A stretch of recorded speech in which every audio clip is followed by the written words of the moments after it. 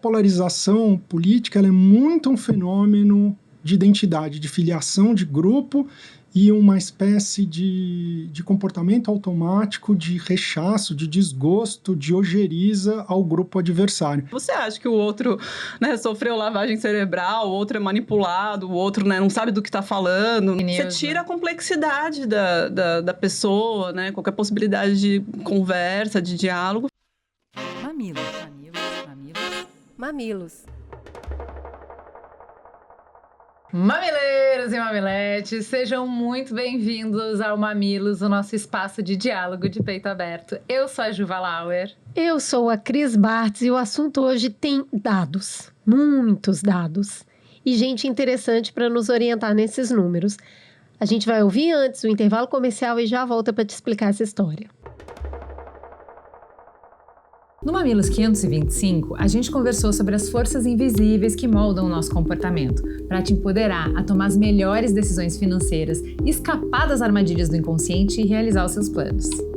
Você pode continuar essa jornada ouvindo o programa e depois escutando o Papo de Grana, da Creditas, a maior plataforma de crédito com garantia da América Latina, realizado junto com a B3. São episódios rápidos, com conteúdos leves e acessíveis, que ajudam a organizar o seu dinheiro, sair de dívidas e até dar os primeiros passos nos investimentos. Os episódios estão disponíveis no YouTube da Creditas e ainda tem materiais extras gratuitos para você se aprofundar. A gente vai deixar o link para a página na descrição do episódio ou você pode ir lá conferir no site creditas.com/papo de grana. Reforçando, creditas.com/papo de grana. Confere lá. Vamos juntos levar a educação financeira para mais brasileiros.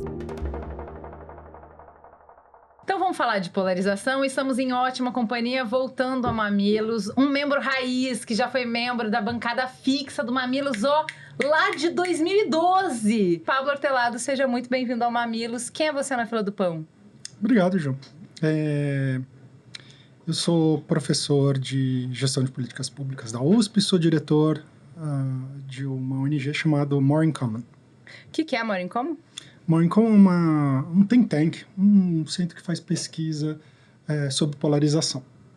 Muito bem. Com a gente também Camila Rocha, pela primeira vez estreando. Seja muito bem-vinda. Quem é você na fila do pão? Obrigada, Ju. Eu sou cientista política, sou pesquisadora do SEBRAP, e aí no SEBRAP também a gente tem um projeto chamado Centro para Imaginação Crítica, que eu estou como diretora científica.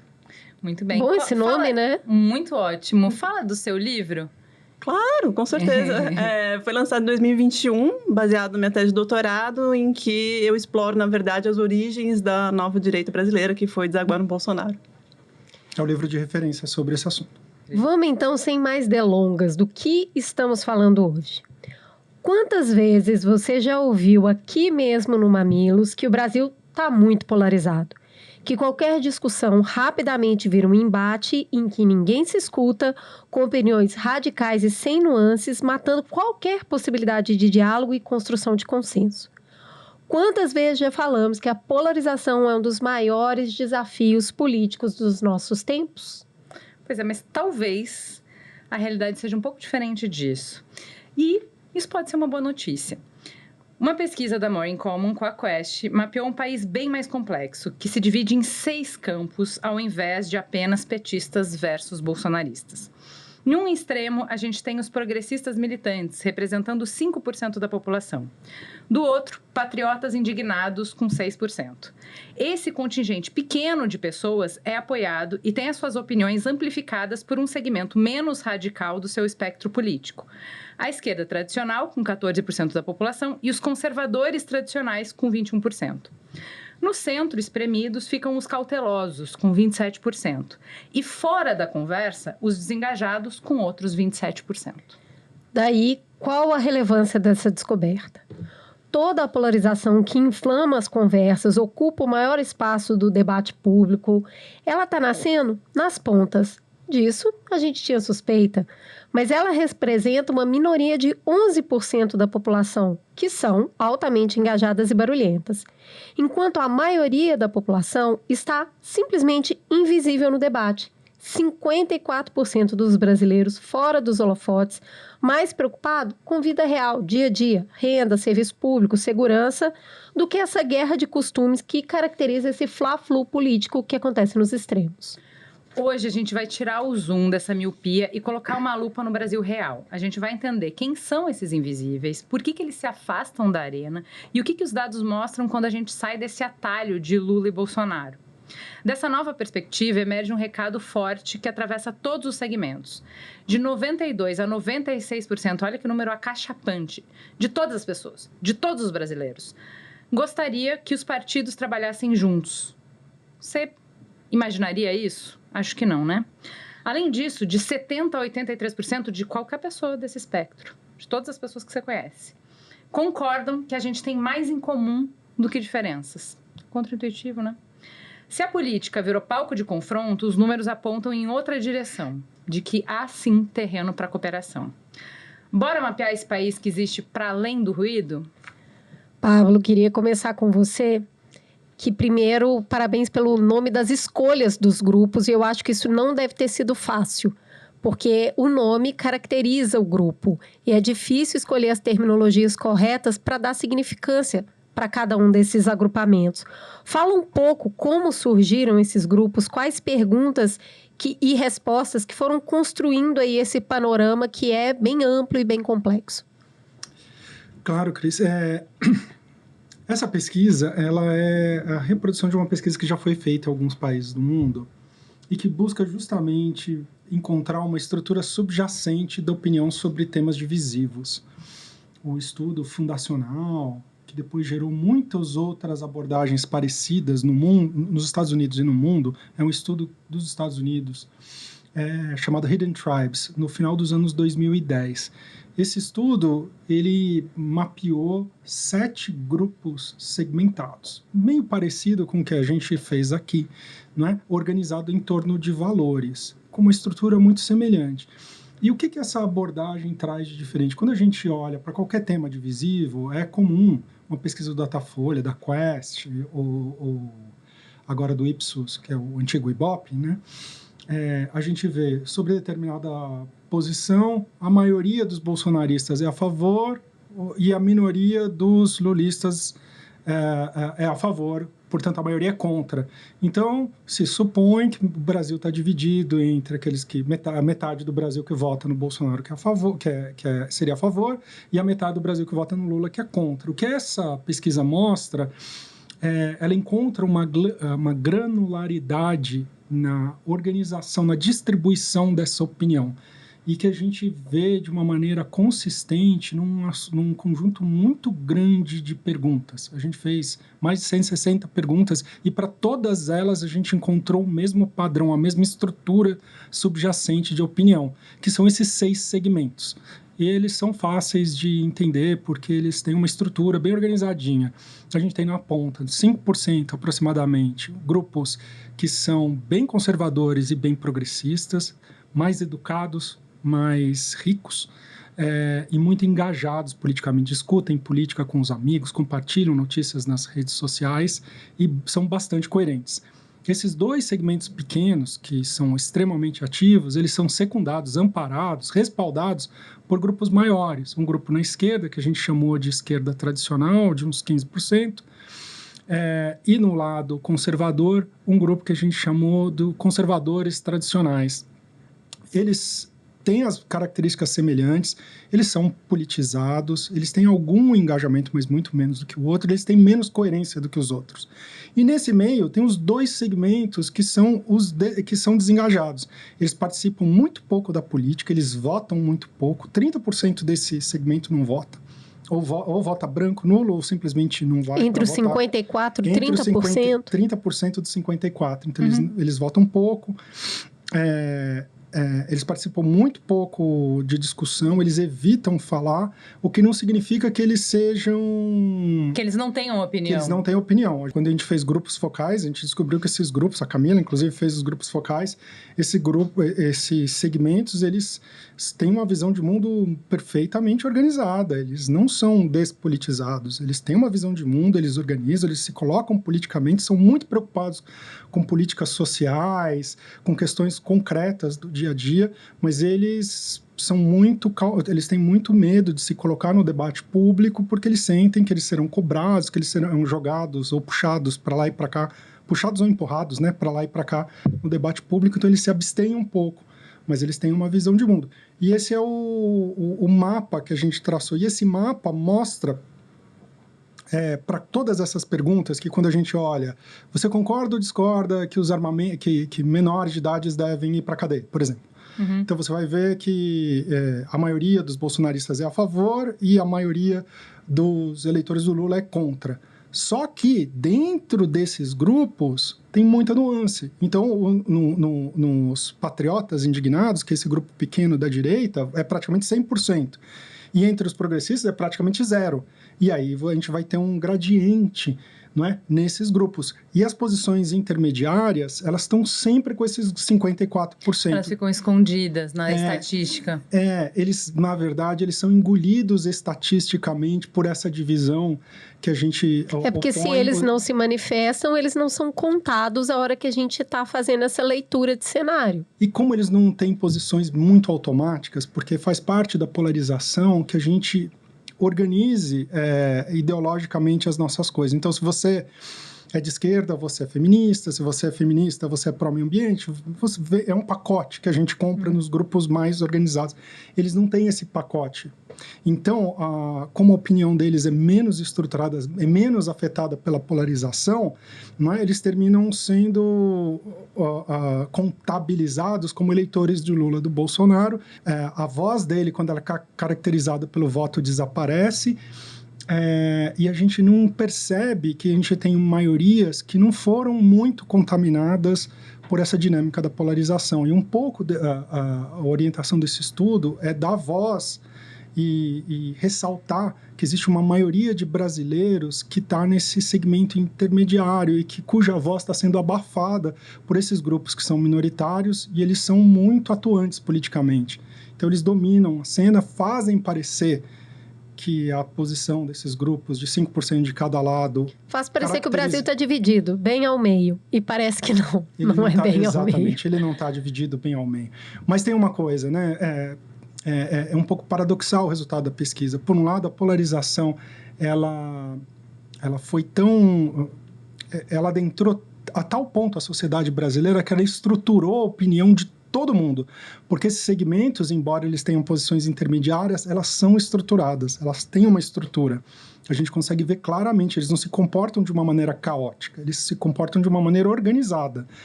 Então ela foi capaz de estruturar a opinião da população inteira. Então a polarização é um fenômeno que penetrou profundamente. Por outro lado, para metade da população, essa estrutura é muito sutil. Não é? Os grupos que estão realmente organizados são os outros 45%. Deixa a Camila entrar, mas eu tenho uma pergunta para te fazer sobre essa ideia de entrou tanto assim a polarização. Camila, eu queria que, nesse primeiro bloco, a ideia é que a gente, justamente seguindo a ideia do estudo, a gente dê essa visibilidade para os grupos que estão invisíveis, os grupos e as pautas, né? Que não estão em primeiro plano. E aí eu queria que a gente falasse um pouco sobre os desengajados. Quando o Pablo vai trazendo que eles evitam de se posicionar, eu fiquei pensando muito no mito do brasileiro cordial, né? Nessa coisa de que, como tá divisível do ponto de eu não falo mais com você, eu não vou mais na sua barbearia, eu não compro mais da sua marca, por conta da polarização, faz muito sentido dentro do mito do brasileiro cordial que a gente evite culturalmente esse confronto e se política tá dando tanta briga, eu prefiro me abster, prefiro não falar. Quem é esse grupo? Como ele é composto? Quem são essas pessoas? O que eu posso falar é sobre como essas pessoas se comportavam quando a gente ia conversar sobre política nos grupos, né? Uhum. E aí, era interessante porque uma dinâmica que acontecia muito, que era muito frequente, por exemplo, quando eu tinha uma pessoa de perfil desengajado ou cauteloso, né, no grupo, era engraçado porque, assim, como o Pablo disse, não é que nos dois grupos você acha, a gente votou no Lula, votou no Bolsonaro, né? Enfim, era... Então, às vezes, no grupo tinha uma pessoa que tinha votado no Lula e outra que tinha votado no Bolsonaro. E aí, era curioso porque, geralmente, essas pessoas, elas ficavam tensas, assim, muito, sabe? Tinha uma tensão, mas que era diferente de uma tensão, por exemplo, se a gente colocasse uma pessoa, sei lá, do perfil progressista e uma pessoa patriota para discutir. Era uma tensão que a pessoa ficava, assim, meio querendo concordar com a outra, sabe? Às vezes falando, não, eu votei no Lula, mas olha, não foi bem assim, não sei, né? Assim, tinha assim, um certo desconforto, mas ao mesmo tempo uma vontade de meio agradar, querer parecer, sabe? É isso que você falou, cordial e agradável. Então, dava pra ver que às vezes a pessoa meio ficava ali querendo, às vezes até mudava de opinião durante o grupo, sabe? Falou, não, eu concordo com você, sabe? Dá pra ver que a pessoa tava meio... Então, eu acho que, no fundo, isso reflete muito o tipo de sociabilidade que essa divisão política acabou causando no país. Porque as pessoas realmente ficam com medo, né? De se indispor, de brigar, né? De causar alguma insatisfação, assim, conversando com o outro.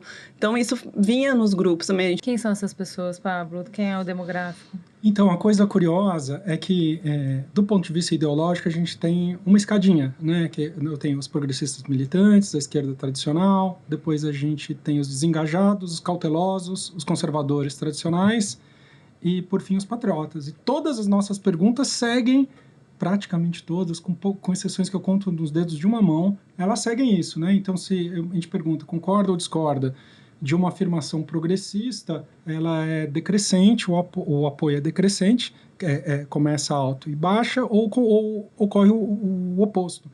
Então, está bem organizado.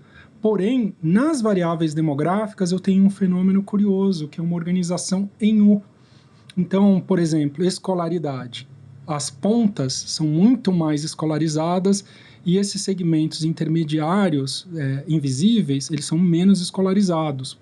Percentual de pessoas brancas mais alto nos grupos mais engajados e muito menor nas pessoas. Então, basicamente, eles são mais pobres, eles são menos escolarizados, eles passam mais fome num nível considerável, eles se interessam menos de política, participam menos de manifestações, eles compartilham menos, eles são mais pobres, mais interessados por políticas, mais negros, né? Eles são pessoas e são certamente muito mais pragmáticos e menos ideológicos do que os grupos nas pontas, o que não significa que eles não sejam politizados. Na verdade, surpreende muito, a Camila pode falar melhor isso, o grau de sofisticação da visão de mundo. Então, é uma visão de mundo muito bem organizada, muito bem construída. A gente fica muito fascinado de ver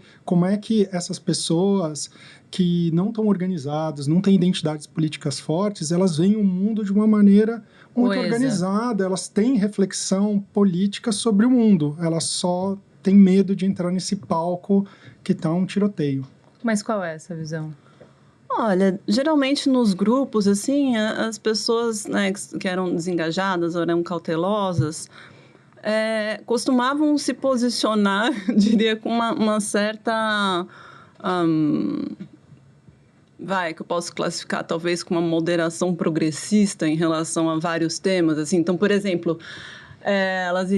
elas se diziam a favor de direitos para mulheres, para minorias, mas falavam assim, mas sem exagero, né? mas com contenção, sem radicalismo, né?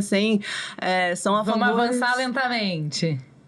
Eu acho que, assim, tinha muito... Elas falavam muito assim, olha, a gente é a favor, né, de que essas pessoas tenham mais direitos, mas a gente vê com uma certa, enfim, cautela, assim, eu fico um pouco assustado com o jeito, por exemplo, com que as pessoas se comportam nas redes sociais, né? Então, aquela coisa, eu defendo os direitos, mas os ativistas...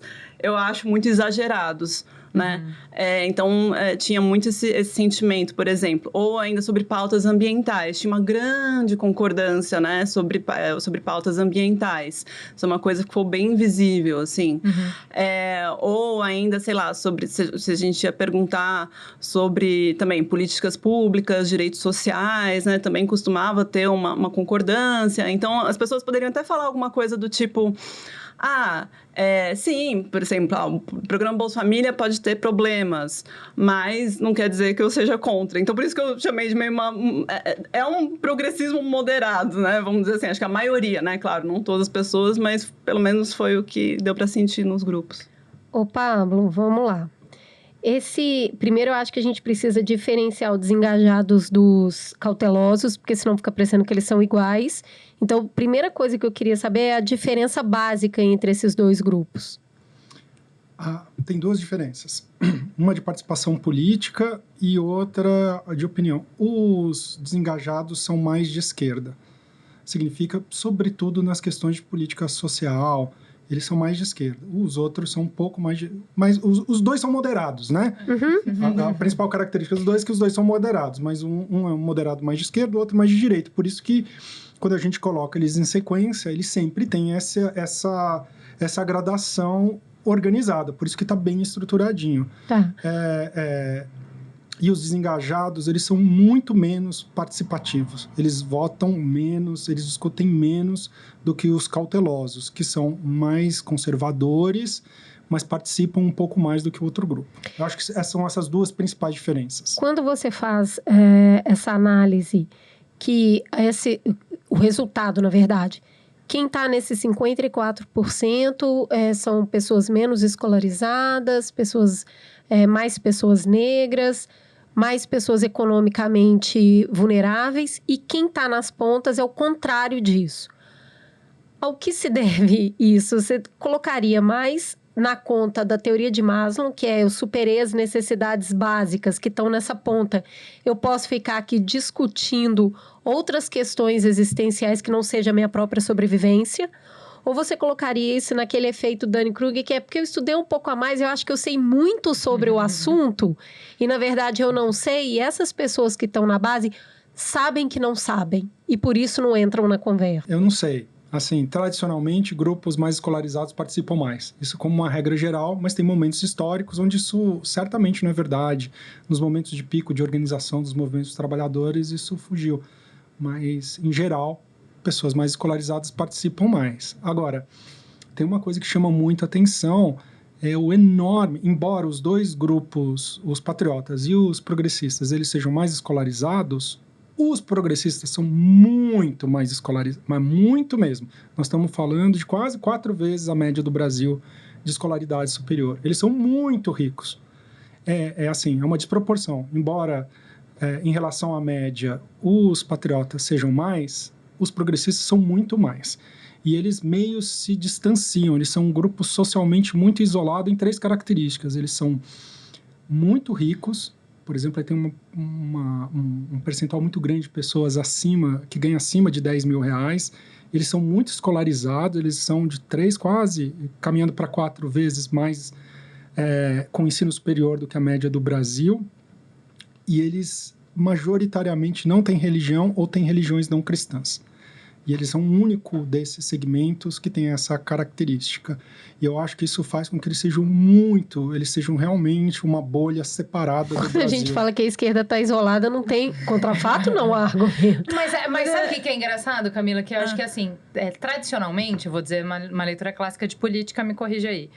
A gente entende conservador, quem quer conservar, são as pessoas que estão no poder, que detêm todo o poder. E progressista é quem quer mudar o mundo, teoricamente, para a frente, e que, teoricamente, consiste mais da base da pirâmide, que está tentando mudar o status quo. Quando a gente tem essa leitura de que, justamente, quem está detendo os meios de produção, os meios de comunicação, os meios de produção de conhecimento, tudo está na mão dessa minoria que é progressista, como que fica a teoria clássica política aí? Como que a gente dá conta disso? Então, não dá uma invertida nos papéis? É que assim, eu acho que tem duas coisas. Tem um teórico chamado Ronald Inglehart, que ele fez uma teoria que parece um pouco com o que você está falando, que ele chamou de pautas pós-materialistas. Então, você teria pessoas mais jovens, mais escolarizadas, mais ricas, etc. tal, que defenderiam pautas pós-materialistas que ele classifica como, sei lá, por exemplo, luta contra a corrupção, meio ambiente, feminismo, etc. tal.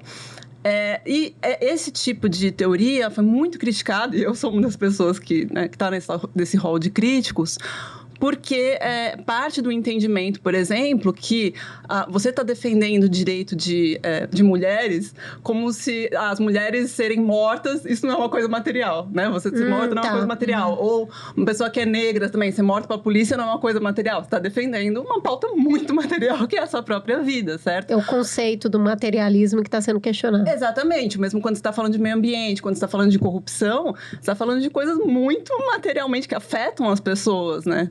Então, acho que foi muito criticado por conta disso, assim.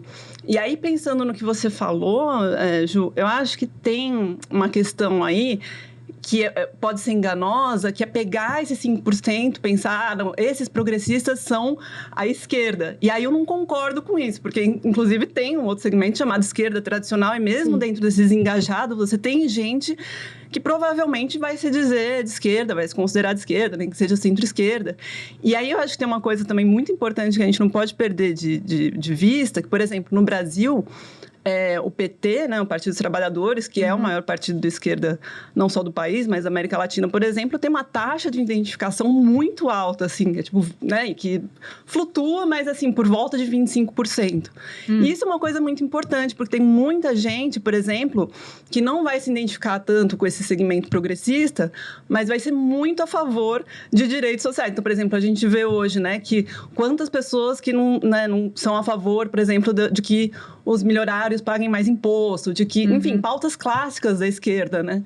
Então, eu acho que a gente também precisa olhar para isso, assim, sabe? Não confundir esse segmento pequeno, esse 5%, com o que é realmente esquerda. Muito bom. Eu acho que olhando lá para os dados, uma coisa que chamou muita atenção é que do lado da direita tem muita continuidade, não sei se a Camila sentiu isso nos grupos focais, entre os conservadores e os patriotas. Eles têm opiniões muito parecidas. Chama muita atenção porque nos grupos focais a gente trouxe trabalhadores, pessoas de renda baixa, e elas têm uma elaboração da visão de mundo extremamente sofisticada, muito marcada pela ideologia conservadora. Essa ideia muito populista, muito conservadora, essa ideia de que os meios de comunicação, as artes, as universidades são tomadas pelos progressistas, que os progressistas estão ameaçando o modo de vida conservador do povo brasileiro, e é uma visão muito semelhante entre patriotas. É praticamente imperceptível a diferença. O que muda nos patriotas é que eles têm identidades políticas muito mais fortes e um engajamento muito mais forte, e uma identificação com o bolsonarismo muito mais forte. Quando a gente olha no outro lado do espectro, a gente tem mais um degrau. Então, esses grupos progressistas militantes, que são os pequenos e altamente escolarizados, eles são muito preocupados com as pautas das opressões de gênero, raciais e sexuais.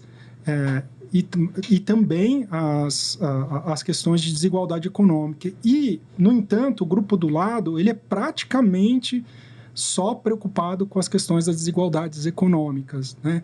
E a identidade, eles não têm a identidade progressista, por isso que a gente não chamou esse grupo do lado de progressistas tradicionais, né? Porque eles não têm essa identidade de progressistas. Na verdade, a gente nomeou eles de esquerda porque é o nome que parecia mais adequado dentre as nossas opções, mas a identidade forte deles, como a Camila chamou a atenção, é de petistas.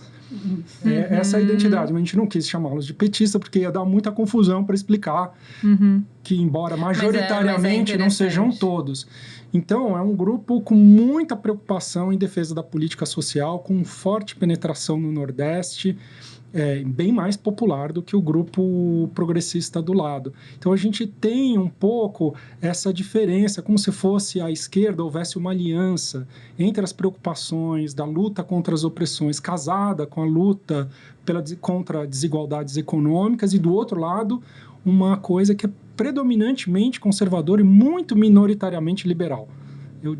Eu colocaria mais ou menos dessa maneira, quando a gente olha assim, essa organização ideológica. E esses dois grupos intermediários sofrendo essa pressão, essa influência difusa dos dois lados. Porque você também está roubando a pauta e botando em primeiro lugar o que nos divide. Vamos botar em primeiro lugar o que nos une. Quais são as pautas que justamente mostram uma surpreendente aproximação e uma possibilidade de consenso? E o que tem a ver com esses grupos do meio? O que nos une são questões de políticas sociais. A gente nem investigou, porque isso estava muito claro na literatura, né? A gente estava tentando estudar a divisão e vendo que mesmo nas coisas extremamente divisíveis, 54% da população não está dividida. Essa a nossa mensagem principal. Mas o que não nos divide, certamente, são as políticas sociais. O Brasil, se a gente tiver falar em duas coisas, o Brasil é predominantemente conservador e para a política social, acho que dá para falar assim, tranquilamente. Combate à desigualdade quando você fala de política social. E conservador nos costumes. Essa é a característica majoritária dos brasileiros, atravessa bastante, com pequenas diferenças em alguns segmentos demográficos. E aí o que você entende é que esse outro lado acredita que só haverá uma diminuição nas desigualdades se a gente conseguir falar sobre essas identidades sociais. Eu acho que existe uma espécie de combinação. O progressismo, vamos chamar assim,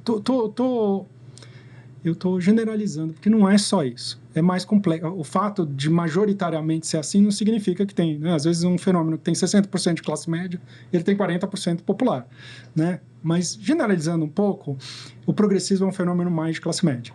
E essa luta por questões sociais, por igualdade social, é um fenômeno apenas e menos progressista, é um fenômeno mais popular. Existe uma espécie de aliança desses dois segmentos, embora seja, na verdade, essa fronteira seja muito borrada, porque esse segmento, por exemplo, que a gente chamou de esquerda tradicional, ele adere à luta contra o racismo, ele adere em grande medida, mas bem menos do que o outro, né? Existe uma espécie de aliança entre esses dois e a proporção de adesão entre as pautas de combate à opressão e desigualdade é meio mais forte num e menos forte no outro.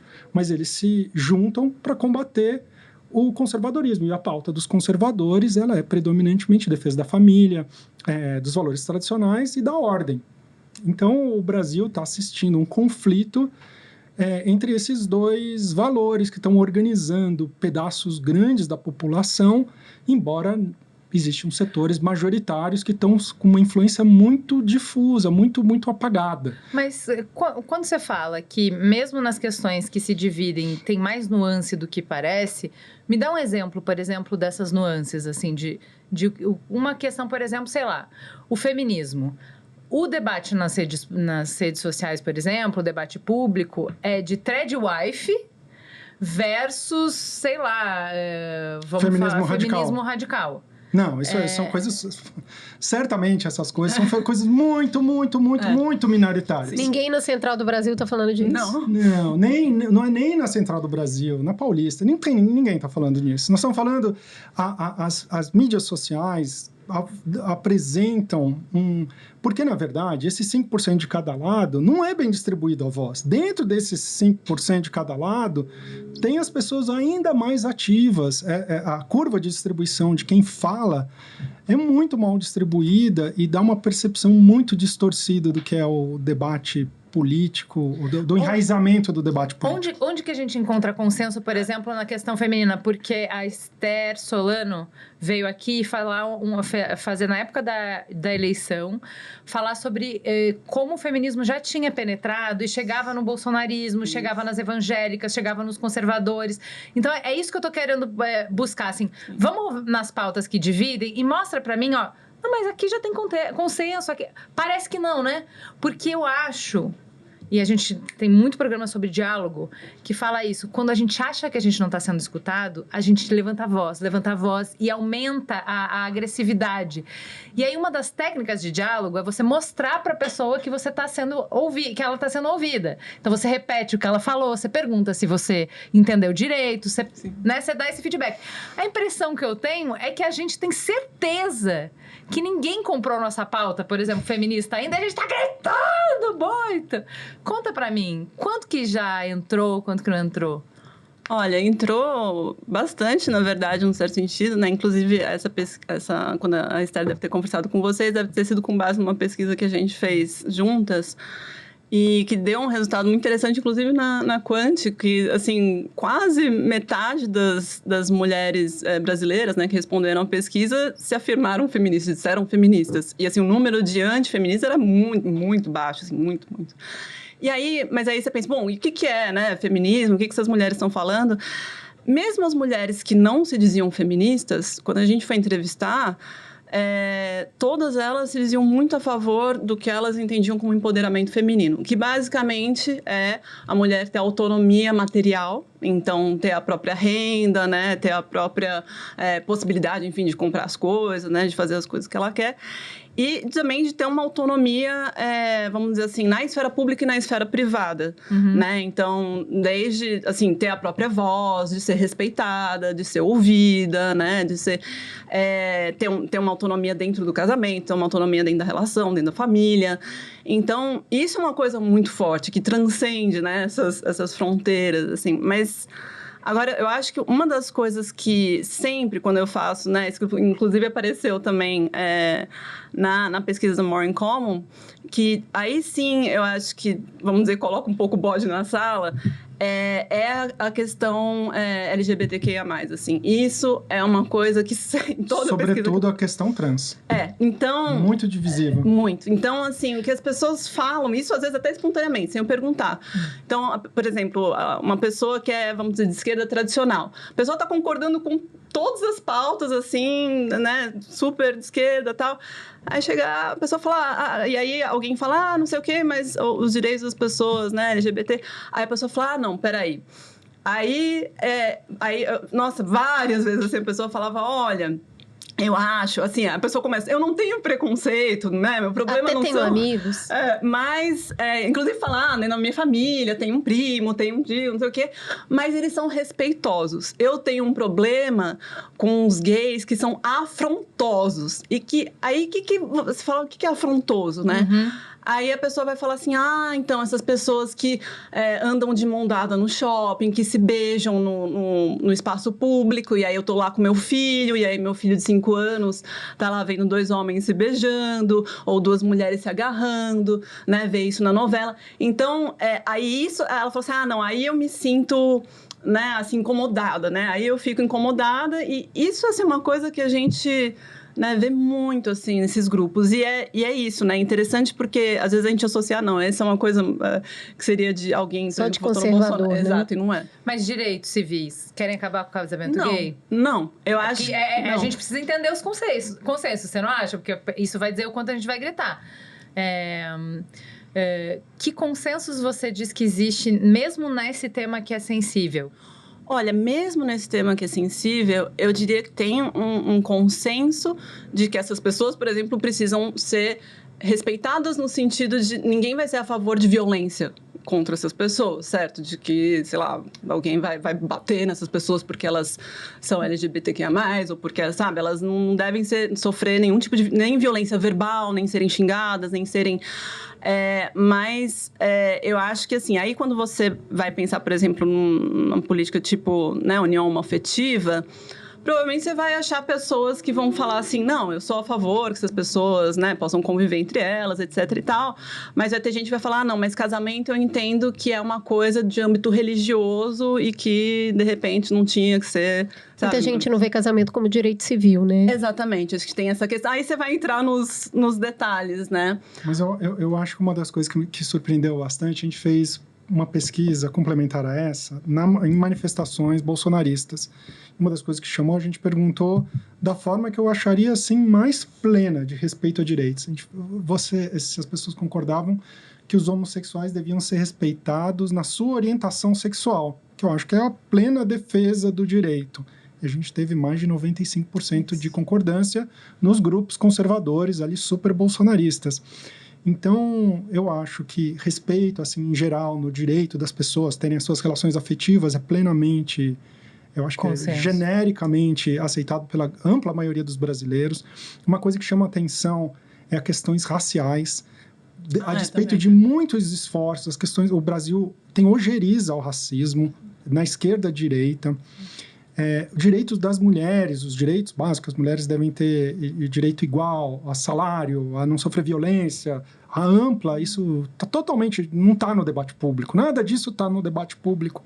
E, para nossa surpresa, muitas questões ambientais também estão totalmente fora do... As mudanças climáticas são causadas pela ação humana, diante de conflito entre proteção ao desenvolvimento, ao meio ambiente e trazer mais empregos e renda e impostos, nós vamos proteger o meio ambiente. O Brasil é bem ambientalista, ele é bem contrário ao racismo, defende o direito das mulheres, a questão LGBT é divisiva, a questão trans é muito divisiva, muito mesmo divisiva. E a questão de proteção de direitos humanos e combate ao crime também é muito divisiva. Eu acho que esse seria mais ou menos o quadro da onde o calo está apertando. Eu queria voltar então para os grupos, porque eu queria entender melhor a esquerda tradicional e os conservadores tradicionais. Qual seria o papel desses grupos? A sensação que eu tenho é que tem aquele meme do Alexandre de A Viagem, que era o espírito de A Viagem, ficava assim, vai lá, caça confusão, causa briga, mas eu não vou. Eu queria entender se vocês veem o papel desses dois grupos como um papel moderador dos grupos mais radicais, se eles seriam, o irmão mais velho que fala menos, mais, menos, mais, ou não. Então, assim, os conservadores tradicionais, qual seria o papel deles em relação aos patriotas indignados? E o papel da esquerda tradicional, qual é o papel deles em relação aos progressistas militantes? Poxa, que boa pergunta. Enablers. Esse é o problema. Porque a sensação que eu tenho... A gente tá dando cheque em branco, fia. É isso, a gente tá dando cheque em branco. Porque a gente acha, tá vindo a horda do terror. Eu não concordo com o que você tá falando, mas você tá disposto a brigar, né? Toma um cheque em branco, vai aí. Esse nó que a gente se meteu, ele é muito mais um problema de identidade do que um problema de opinião. A opinião, como a gente está falando, ela não é tão dividida. Agora, nas identidades, a gente tem um jogo muito, muito complicado, porque até um pouco tempo atrás a gente achava que polarização política era as pessoas adotando posições extremas. E funciona assim. Então, você monta uma escala, você faz 10 perguntas sobre feminismo, tá? Sim, é pró-feminismo, não, você não é feminista, né? Aí você monta uma escala que vai de 0 a 10 e se você vê no tempo evoluindo, as pessoas caminhando para o 0 e caminhando para o 10 ao mesmo tempo, a sociedade está se polarizando. Era assim que a gente via até meados dos anos 2010. E aí, uma série de pesquisas nos Estados Unidos entendeu que essa não está... Bem, primeiro que isso está acontecendo muito levemente, muito suavemente, não está explicando o que a gente está vendo na nossa sociedade, que as pessoas brigando, e que a natureza do problema é uma natureza de identidades. As pessoas estão ficando com identidades políticas proeminentes, fortes, e essas identidades elas estão ficando coerentes e alinhadas. E essas identidades funcionam como camisa de time de futebol. Eu visto essa camisa e consequentemente, eu visto a camisa do Flamengo e, consequentemente, eu desgosto do Fluminense. Ou visto a camisa do Corinthians e desgosto da camisa do Palmeiras.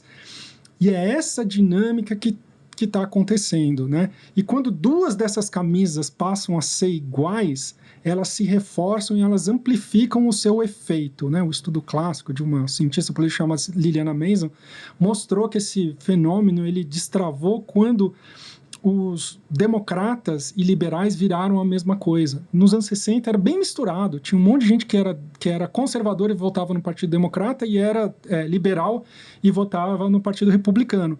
E aos poucos isso foi alinhando. Quando esse negócio alinhou e praticamente é a mesma coisa, você dizer que você é democrata e você é liberal e conservador e republicano, os afetos com relação a quem tem a identidade adversária aumentaram.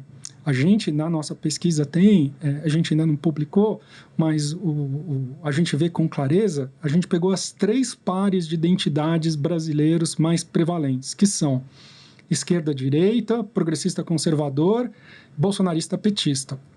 Quando essas 3 identidades elas se organizam de maneira coerente, tem um pedaço significativo do Brasil que dispara a nota que eles dão para as pessoas que têm a identidade adversária. Você mede isso, você fala assim, desprezando todas as características particulares, pegando uma pessoa que você não sabe nada sobre ela, só o fato dela ser bolsonarista, que nota você dá entre 1, que eu desgosto completamente, e 10, eu gosto totalmente.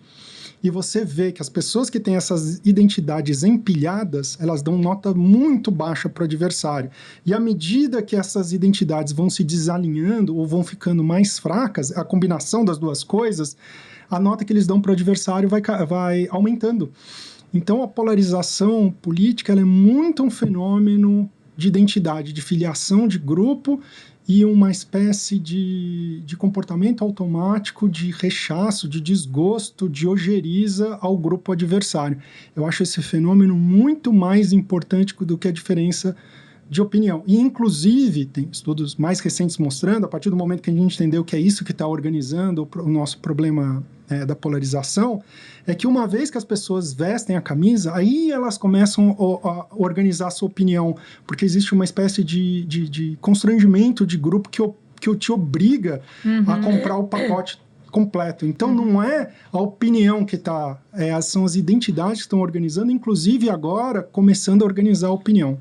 Agora, se a gente tem essa tradição de gregária, essa tradição da diplomacia brasileira, né, do não confronto, de evitar confronto direto e tal, por que essa minoria está conseguindo tanto espaço no debate público? Por que eles que estão organizando o debate público?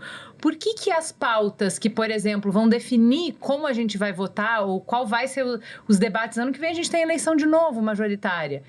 Os debates vão ser feitos pautados nesses extremos. Por quê? Por que o meio não tem força, ou mesmo que seja esses mais moderados das pontas, não conseguem colocar suas pautas? Olha, eu acho que... Aí tem uma longa explicação, assim, mas eu acho que, resumindo bastante... Eu acho que primeiro tem, isso aconteceu no Brasil, aconteceu em outros países também, uma atuação muito vanguardista da extrema-direita nas redes sociais, né? Então, eu acho que isso, por exemplo, é um fenômeno que influencia, né? Então, quer dizer, você tem aí, né, essas pessoas são tão militantes, né, tão assertivas, né, que estão ali sempre nas redes sociais falando com milhões de seguidores e tal. Isso...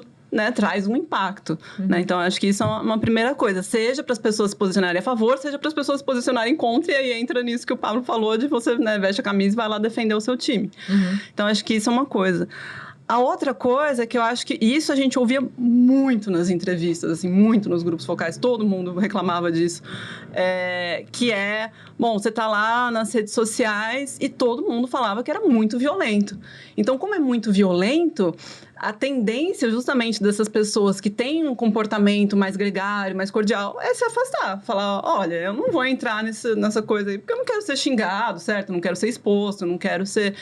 E aí, eventualmente, as pessoas que entram, mesmo sabendo que é violento, elas estão um pouco mais dispostas, né, Só que aí é isso que o Pablo falou, quer dizer, mas aí você tem que estar dentro de um time para você se sentir um pouco protegido. Porque, de repente, você vai falar alguma coisa ali, vai vir uma chuva de pessoas te atacando, mas, eventualmente, vai ter alguém para te defender também. Sim, sim. Né? Eu acho que tem 2 elementos aí que fazem com que esse debate fique muito violento e seja impossível ter mediação. A mediação é muito perigosa. Na verdade, ela é muito arriscada. Jura, Pablo? A gente não está sabendo. Eu acho que o primeiro é que a natureza desse conflito é moral. Isso muda tudo. Quando a gente discordava lá no passado sobre política econômica, política social, era uma coisa. Você é a favor de privatização, eu sou a favor de uma presença maior do Estado regulando a economia e dando política social. E entre essas duas posições tem muita mediação, muita posição intermediária que você pode compor. Você fala assim, então, como é que a gente faz com a Petrobras? Você quer privatizar e você quer que ela seja estatal. Não, uma empresa pública é uma empresa pública com ações, mas o governo tem a maioria das ações. Ou ela é uma empresa privada altamente regulada e o governo tem golden share. Sei lá, tem 1000 soluções intermediárias. Mas quando a gente está falando de questões morais, na qual, por exemplo, a questão do aborto, para pegar o caso mais extremo, um lado fala é o direito da mulher sobre o seu corpo, de controlar o seu corpo, e do outro lado você tem falando assim, é o direito à vida do mais puro ser humano, que é um bebê. Qual que é a solução intermediária? Qual que é a solução intermediária do tipo a que a gente tem na nossa? Ela é considerada uma violação grave pelas duas partes, porque ela não dá os direitos para as feministas, não dá o direito à mulher ao seu próprio corpo, à sua própria direito reprodutivo, e não dá, do ponto de vista dos conservadores, protege os inocentes. Então, qualquer tipo de situação intermediária, ela fere e torna isso torna muito dramático esse conflito. Eu acho que esse é o primeiro elemento. O segundo elemento é que nessa política de identidade, essa é uma coisa que a gente também vai lançar nesse relatório, existe uma distorção na maneira como as identidades são percebidas pelos seus adversários. Vou dar um exemplo simples que eu acho que ilustra. Os progressistas, o pessoal de esquerda, você pergunta para eles, o que é ser uma pessoa de esquerda? Eles vão dizer, combater as desigualdades sociais. Isso dá, em primeiro lugar, não lembro o número, mas 60%, um número muito alto deles, das pessoas de esquerda, vão dizer isso. E a pessoa de direita fala assim, o que é ser de direita? Ele vai falar, defender a família e a ordem, basicamente. Também dá uns 60%. Aí você pergunta para a pessoa de esquerda, o que você acha que é uma pessoa de direita? E a pessoa de esquerda vai falar, uma pessoa de direita é uma pessoa que é a favor da desigualdade social. E você vai perguntar para a pessoa de direita, o que você acha que é uma pessoa de esquerda? Ele vai falar, é uma pessoa que quer o caos na sociedade, a desordem e quer destruir a família. Então, simplificando um pouquinho, você projeta no outro a negação da sua identidade. Você imagina que a essência da identidade do outro é a negação da sua existência e, portanto, o outro passa a ser uma ameaça existencial de quem você é. E isso é uma distorção, porque o outro, enquanto você está falando de desigualdade social, o outro ele não tem grandes preocupações com a questão da desigualdade, não é nem muito fortemente contra, nem a favor. A preocupação dele é com a família, com ordem, não ter bandido na rua. Ele está preocupado com outras coisas e vice-versa, não é? Mas a gente está imaginando que ele é o nosso demônio. E como ele quer, na nossa imaginação, nos destruir, eu quero destruir ele, porque ele quer me destruir. Como então tem uma distorção. Como é que a gente sai desse nó? Como é que a gente sai dessa... né? Porque a gente está com muita imaginação. Como é que a gente consegue se olhar e conversar com quem realmente está na nossa frente e reorganizar a conversa partindo dos pontos que a gente tem em comum, mora em comum? Olha, eu acho que justamente como, né, o Pablo já falou, quer dizer, se a gente tem muita concordância, por exemplo, em políticas ambientais, se a gente tem muita concordância em políticas sociais, né, se a gente tem muita concordância na luta justamente contra as desigualdades, eu acho que o caminho é por aí. Quer dizer, se você fizer políticas... Começa pelo que nos une. Exatamente, que vão unir, porque a maior parte dos brasileiros, né, são trabalhadores. Quer dizer, então se você fizer política em prol dessas pessoas, em prol dos direitos dos trabalhadores, muito provavelmente você vai alcançar consenso de 70%, 80%, que é quando, por exemplo, a gente vai falar de direitos para as pessoas que trabalham em aplicativos de plataforma, né? 70% ou 80% dos brasileiros são a favor, e aí tem, né, uma série de gradações. Então... É esse tipo de pauta, né? Escala 6x1, etc. E por aí vai, assim. Então, eu acho que é por aí. O que você está me falando é que um político que está olhando para a eleição do ano que vem deveria focar nos 27% dos cautelosos oferecendo políticas de direitos trabalhistas. Pronto. Não, eu acho que essa foi a estratégia bem sucedida do Lula, né? O Lula fez isso. Ele não entrou nas guerras culturais... E ele ganhou, acertadamente, ele ganhou por causa disso. Ele tem uma coisa muito contra ele. porque ele tem o estigma da corrupção. Sim. Não importa se isso é verdadeiro ou não, mas ele tem o estigma da corrupção que puxava o outro lado para as guerras culturais, falando assim, esse cara está prometendo política social, mas ele é corrupto, ele vai roubar o Brasil. Né? Então, ao mesmo tempo que ele estava tentando escapar das guerras culturais, o outro lado estava puxando ele de volta.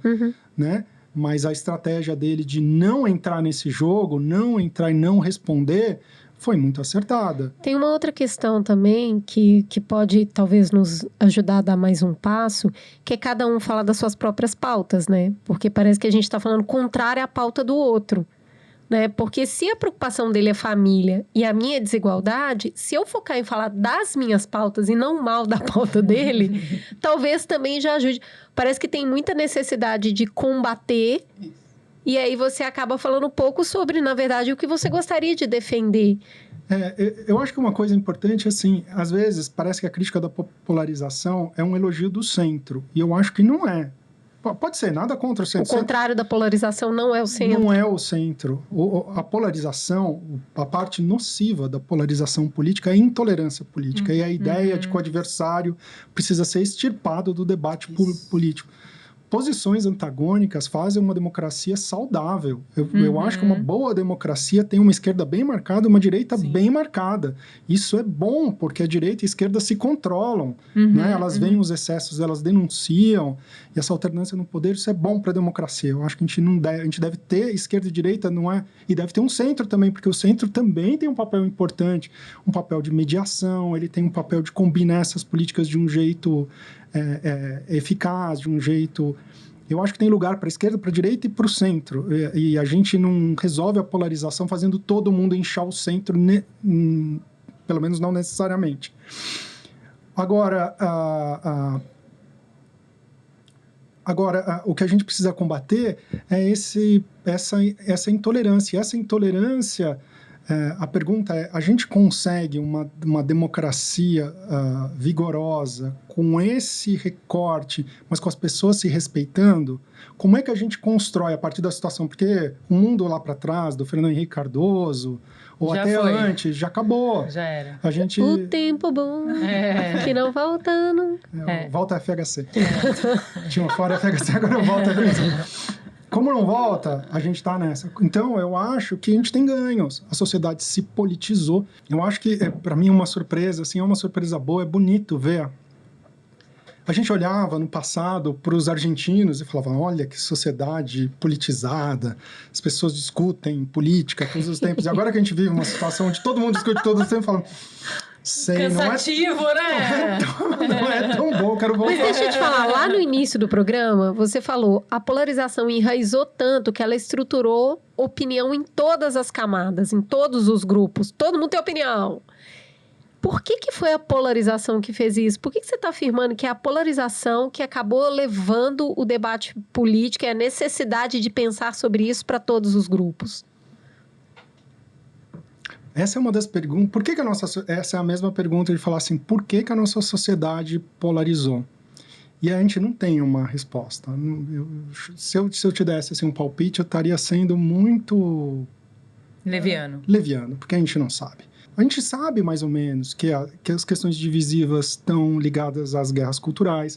A gente sabe que é um fenômeno de identidades políticas fortes, que estão ficando fortes e que estão ficando alinhadas, que as comunidades políticas estão ficando mais homogêneas. A gente sabe meio descrever o fenômeno, mas você vai falar, mas por que isso aconteceu? O que aconteceu? Tem um pessoal falando olhando para questões econômicas, mas eu acho que a gente não tem nenhuma assim, evidência muito forte disso. Tem gente olhando para as mídias sociais, que é uma mudança de paradigma de comunicação, deve ter alguma coisa a ver, mas a gente não desvendou. Se tem alguma coisa a ver, a gente não desvendou exatamente qual é esse mecanismo. Tem o fenômeno do papel dos movimentos sociais, porque os movimentos sociais dos anos 60 e 70, eles foram meio diferentes por exemplo, do movimento operário dos anos 10, dos anos 20, eles estavam muito focados em mudança nas relações interpessoais. E quando essas mudanças elas foram incorporadas pela sociedade, os conservadores se sentiram acuados e as guerras culturais são meio uma então, resposta. Pode ser que essa dinâmica dessa leva dos anos 60 e 70, que tem um movimento social orientado para a mudança interpessoal, tem um pedaço da explicação disso. Tem o fato da gente não ter mais, por conta da crise fiscal, mais dinheiro para fazer política distintiva, que separava esquerda e direita. O Casmudi fala que é isso. Faz com que a gente use as guerras culturais para se diferenciar, para o sistema político se salvar, porque até nos anos 90, você votava no Fernando Henrique, votava no Lula, eles entregavam políticas meio parecidas. FHC 2 e Lula 1 é meio parecido em termos de entrega. Então tem um monte de coisa, mas na verdade a gente não sabe exatamente quais são os elementos. Tô listando assim meio de maneira caótica as hipóteses que a gente tem, mas a gente não tem uma boa explicação de por quê. Mas algo aconteceu porque não é o Brasil. Algo aconteceu no mundo, porque os Estados Unidos está assim, a Argentina está assim, a Colômbia está assim, a Venezuela está assim, a França está assim. A questão é, a gente apontando para... buscando como destravar o nó, passa por... Vamos falar das pautas mais práticas do dia a dia, que elas é onde a gente encontra mais consenso. Porém, a diferença, as divergências de moralidade, elas existem. E a gente está numa sociedade que valoriza muito isso. Como é que a gente pode manter uma governabilidade com essa diferença de moralidade? Porque talvez isso também seja um pouco novo. Me parece que o Brasil vem, desde Império, com um conservadorismo de, sei lá, 90%. A gente fez um programa de religião que era 99% de católico, aí não tem esse tipo de problema. O aprofundamento da democracia. Me parece que é um problema meio novo mesmo, você ter que fazer a governabilidade com morais diferentes no mesmo país, não? Então, o meu esforço, assim, para tentar entender esse fenômeno, eu acho que a Camila, no outro livro, no doutorado dela, ela fez isso também, de mergulhar e tentar olhar, que a gente vem do mundo progressista, né? Então, quando eu vejo a crítica dos conservadores, me parece muito caricata e distorcida, de que os gays querem perverter as crianças, de que as feministas querem destruir a família. Muito caricata. As feministas querem direitos iguais entre homens e mulheres, pelo menos de uma maneira geral, elas não são contra a família, de jeito nenhum. Não é? É que tem que perguntar o que é esse contra a família. E os ativistas... Se você disser que uma mulher que sofre violência doméstica pediu divórcio, é você ser contra a família, então? Oi, não, eu acho que não. Mulher casada, hétero, com 2 filhos, sou contra a família. Tem que acabar a família agora. Mas eu acho que é essa que é a questão. Modificar. Nada vai acabar. Mas então, eu olho para eles e eu vejo assim, tá distorcido. Não é isso. Aí você vai falar assim, tem feministas radicais que são contra a família? Tem. Mas é uma coisa assim, meio irrisória no nosso mundo progressista, o mundo onde eu vivo existe. A gente até, de vez em quando, esbarra. Mas isso é uma coisa muito pequena, muito irrisória. Não é isso que é a verdade do feminismo. Não é isso que vai orientar a política pública, é isso. E no meu esforço de compreender o conservadorismo, encontrei a mesma coisa. Os conservadores, eles não são pessoas machistas que querem. Acho que são pessoas que acham que a família é central, que eles acham que a esquerda não tem um discurso para eles, que a família organiza a vida, que a família dá sentido. Eu não vi a caricatura que nós, progressistas, fazemos deles, de que eles são pessoas machistas, certamente não racistas, machistas, discriminatórias. Eu vi pessoas que estão querendo defender a família, que acham que o mundo tem muito roubo, que as pessoas se sentem inseguras, eles querem segurança para suas famílias. Eu achei muito razoável. Lá dentro desse universo também tem o cara que é o louco da arma, que é extremamente agressivo, e tem a pessoa extremamente machista. Tem, do mesmo jeito que do nosso lado tem a feminista que é contra a família, que acha que qualquer relação heterossexual é um estupro. Tem essas pessoas, mas elas não são a essência, não são... Ela não é a feminista típica e aquele não é o conservador típico. E eu acho que a gente tem um mecanismo no qual a gente encontra o nosso antagonista imaginário e a gente constrói uma caricatura extremamente distorcida. E essa dinâmica de intolerância advém disso.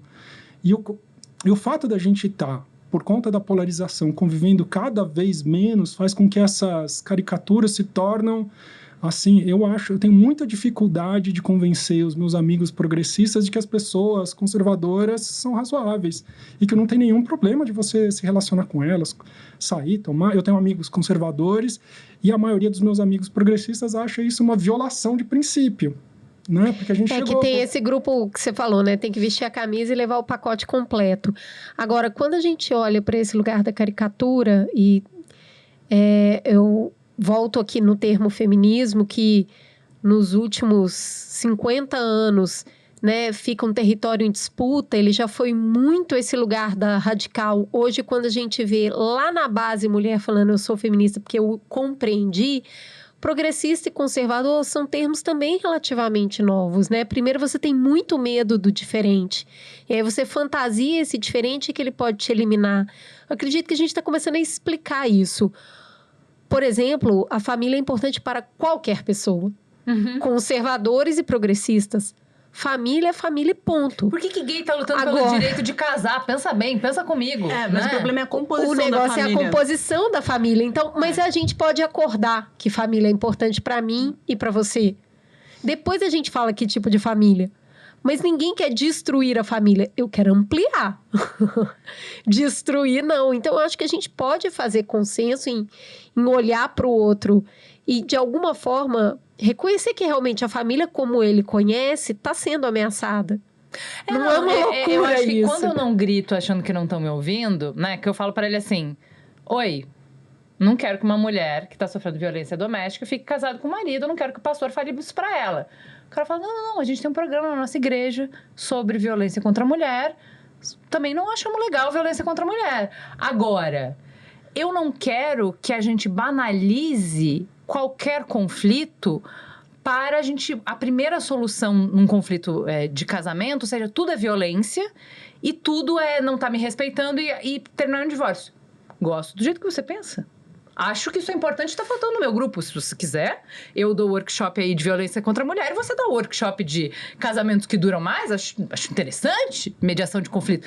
Então, se a gente para de lidar com o bicho papão do outro lado e de fato consegue colocar o que a gente pensa e se ouvir, talvez tenham contribuições que são importantes, que é pontos cegos do nosso campo, que as discussões que o outro campo tem nos interessam, nos enriquecem e respondem desafios que a gente tem hoje. Talvez no diálogo que a gente encontre respostas para as nossas dores, né? O que a gente precisa é conseguir voltar para a mesa e conversar. Eu acho que hoje, se você olhar, o grande problema é que as pessoas falam assim, eu tracei uma linha, com essa pessoa eu não converso. Os conservadores vão falar, esse cara quer destruir a família, esse cara rouba. Porque os conservadores, a visão distorcida dos conservadores é que os progressistas não é que eles apoiam corruptos, eles são corruptos. Eles são corruptos. Me parece assim super claro no convívio. Por isso o discurso do estão aí fazendo manifestação, mas ganharam pão com mortadela, é artista que levou dinheiro da Lei Rouanet. São todos corruptos. Eu não atravesso essa linha porque gente corrupta, gente que não segue regra, que é desonesta. E do nosso lado fala, eu não atravesso essa linha, não vou falar porque eles são machistas, porque eles batem nas mulheres, eles não deixam a mulher trabalhar, porque eles discriminam negros, e tem muito exagero e tem muita distorção isso. Mas, sério, assim, enorme. Eu acho que um pedaço dessa conversa é a gente diminuir o calor e a gente desfazer esses estereótipos, porque tem diferenças de valores.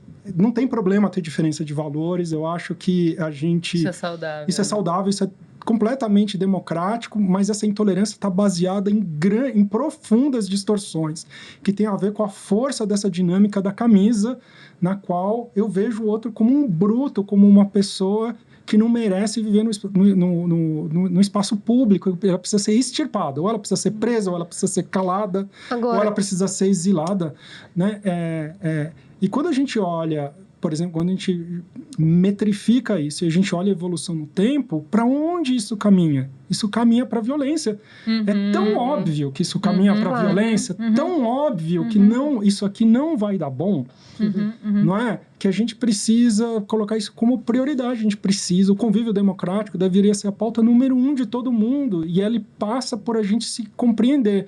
Então, esforços desses de pesquisa, eu acho que eles jogam luz nessas diferenças, nessas nuances, nessas matizes que nos permitiriam, com um pouco de boa vontade, nos ver como seres mais complexos do que essas caricaturas que são dadas pelo jogo de identidades. Nesse sentido que você está falando, Paulo, eu só queria complementar com uma coisa que eu achei muito interessante, que apareceu nos grupos, é que, por exemplo, entre os patriotas indignados, era muito comum ouvir, assim, quando as pessoas iam falar, né, dos adversários, falavam assim, não, essas pessoas sofreram lavagem cerebral. E eles falavam disso muito, assim, sabe? E, eventualmente, isso aparecia também entre os progressistas, mas era mais forte ainda entre os patriotas indignados. Então, eu acho que vai muito nesse sentido que o Pablo está falando. Quer dizer, se você acha que o outro, né, sofreu lavagem cerebral, o outro é manipulado, o outro, né, não sabe do que está falando, não tem... Fake news. Você é alimentado por fake news. Você tira a complexidade da pessoa, né? Qualquer possibilidade de conversa, de diálogo, fica do lado. Porque se o outro é, né, um autômato, então pra fazer... Agora, só para encerrar, eu amo o brasileiro. Toda essa polarização, 6 grupos, os extremos gritando, os menos extremos não cuidando dos extremos, o meio exausto. 92% a 96% querem que os partidos trabalhem juntos. Como? Tá todo mundo cansado. Isso aqui é exaustivo, gente. A gente entrou num loop. Ó, esse nosso looping tem mais ou menos data. Começa em 14 e ele dá um mergulho no abismo em 2018. Bem na eleição. Eu marcaria assim, pós-junho de 2013, em 2014, e ele começa um processo gradativo de aumento dessa tensão. Em 2018, ela dá um mergulho. E a gente tá nesse mergulho até então, ninguém aguenta. Nos grupos, Cais apareceu pra caralho. As pessoas se lembrando, falando, nossa, a gente fala muito de política. Lembra quando a gente não falava de política? Lembra quando a gente se reunia e falava da novela, falava do último filme, ficava discutindo da arbitragem do futebol? Mas isso tem a ver com as redes sociais, que é a quantidade de conteúdo que a gente recebe sobre isso e muito focado. E eu acho que tem um lance do que você estava falando, que é de por que a gente faz essa caricatura do outro, que também tem a ver com a linguagem de redes sociais que a Cris estava falando, que é a cristalização da opinião. Então, assim... 90% das pessoas não vai ouvir essa conversa inteira. Vai pegar um corte do que você falou. E o corte do que você falou não dá a noção do que você falou. E aí eu vou cristalizar essa opinião, o que eu tenho de amigo de esquerda, que fica mais... Você vai ouvir essa pessoa? Ele falou que o Lula roubou 1 bilhão. No dia seguinte, ele falou que não era, ele corrigiu essa conta. Ele tem 50 anos de jornalismo. Ele fez 250 livros sobre a história do Brasil, que é importantíssimo. Não é possível que você não vá ouvir nada do que ele fala por causa de uma coisa, entendeu? Você vai ouvir essa pessoa que quer vender órgão de pobre? Não é possível que a complexidade de uma pessoa que produz tanto vai ser reduzida a isso. E é todos os dias, para um lado e para o outro lado. E eu acho que isso é o que a Cris falou. Não sei se isso existia antes. Não sei se com TV, com rádio, com jornal, a cristalização era tão profunda, tão no recorte, e tão para sempre, né? É o que a gente fala. A internet não esquece. Essa lógica do cancelamento. A pessoa fez isso uma vez lá atrás, ela para sempre vai ser isso. Porque a partir do momento que você passou a ser identificado com uma identidade... te enfiam uma camisa, né? Você pode até não querer usar, mas vão te enfiar uma camisa. É muito difícil não ter nenhuma camisa hoje em dia. É muito difícil, porque ele é um jogo social, de pertencimento social. Ela tem dinâmica de coesão social. A partir do momento que você vestiu uma dessa camisa, não é só ódio. A gente fica falando assim, é um mundo político do ódio. Não, é um mundo do amor também. Porque você vestiu essa camisa, as pessoas te protegem. Mas anda ali do lado, né? Amor não, mas e é a ódio. mesma coisa. É o ódio pro outro, né? Mas o amor aos seus. A minha prima, não sei se vocês já entrevistaram a Cláudia. Já entrevistaram? Ela gosta de falar bastante disso, né? Ela fala assim, a gente não está vivendo uma crise de falta de empatia, a gente está vivendo uma crise de excesso de empatia. Porque a empatia, ela é empatia pelo seu grupo de filiação.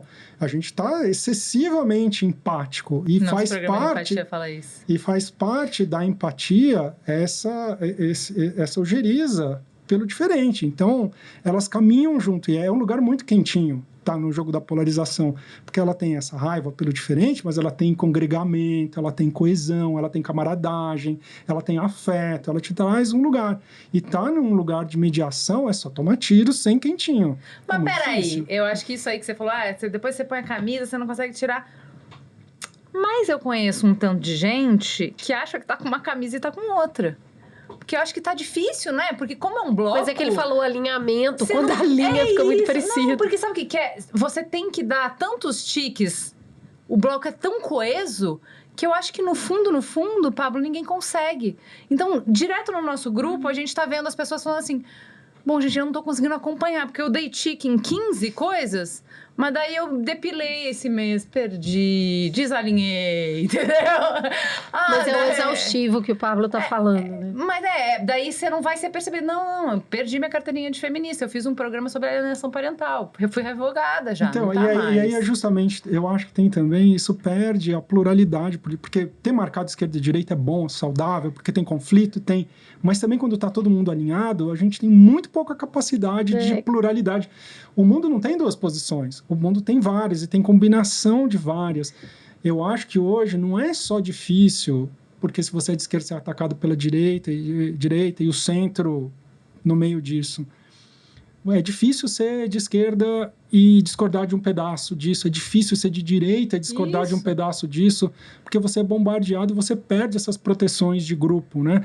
E é por esse motivo, voltando para a pergunta da Cris, por que as pessoas não estão fazendo mediação? Porque elas são bombardeadas e elas vão perder as proteções sociais que advêm da polarização. E nesse mundo, perder essa proteção é extremamente aflitiva, é de uma solidão atroz. Então, as pessoas, elas se calam ou elas aceitam, né? Você vê que essas pessoas, esses poucos casos das pessoas que passaram de um lado para outro, tem comentaristas e tem algumas pessoas individuais que a gente conhece que eram petistas e depois viraram antipetistas fortes e até votaram no Bolsonaro e vice-versa, as pessoas não ficam no meio. A pessoa sai, fica algum tempo perdido e tem um monte de estudo mostrando que não é um processo gradual de mudança de opinião. Não. Você causa algum estranhamento com a sua identidade, você entra em crise e você veste o outro porque você imediatamente ganha o conforto. Senão você fica vulnerável, né? É muito, e vai se tornar cada vez... A lógica disso é se tornar cada vez mais incomum pessoas sem identidades, porque elas são crescentes e alinhadas. Elas são alinhadas no sentido de que hoje ser feminista é ser de esquerda, quer ser petista, elas começam a se empilhar e ela passa a ser socialmente alinhada, que é um outro fenômeno. Os espaços sociais ficam muito homogêneos. Na universidade está ficando cada vez mais progressista. A universidade que eu estudei não era como a universidade é hoje, tão hegemonicamente Escolhe as escolas progressistas. Assim, as escolas ficam... O mundo da educação física está ficando muito mais conservador, para pegar uma coisa. Então, os meios...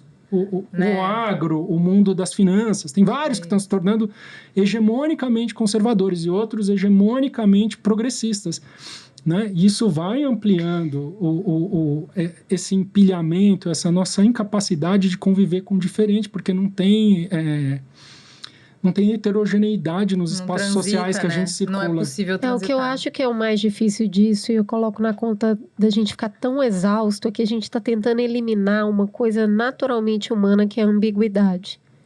Né? A gente é ambíguo, a gente é complexo, a gente é diverso em opinião. E a exaustão está justamente em tentar eliminar isso. Não, você tem que alinhar tudo aqui. Putz, não vai acontecer. Então, eu acho que tem esse cansaço acontecendo e tem os cautelosos e os desiludidos aumentando. E aí, a pergunta final que eu queria fazer, eu posso sair desse programa e falar que o Brasil não é polarizado, já que 54% compõe a maioria dessa população e ela não está no debate político? Mas você pode dizer as duas coisas, que eu acho que o meu entendimento é que as duas coisas estão acontecendo ao mesmo tempo. A gente está polarizado o suficiente para essa dinâmica ter organizado a sociedade inteira e a gente não está polarizado ao ponto das maiorias estarem subordinadas a essa dinâmica. Drop the mic. Gente, muito obrigada por essa conversa. Eu acho que ela inicia boas conversas. Acho que tem outras conversas que nascem disso e esses são os meus programas preferidos. O que depois de ouvir, você quer debater com seus amigos. Bater nos seus amigos. Que, de preferência, se vocês puderem comentar discordando de um monte de coisa que a gente falou, eu prefiro. Se quiserem dar exemplos, eu prefiro. Eu acho que isso que é uma conversa boa, uma conversa que rende para além do que a gente falou aqui. Gente, obrigada. Voltem sempre. Continuem a pesquisar. Eu sou cheia de teoria. Vou ficar colocando teoria pra vocês pesquisarem.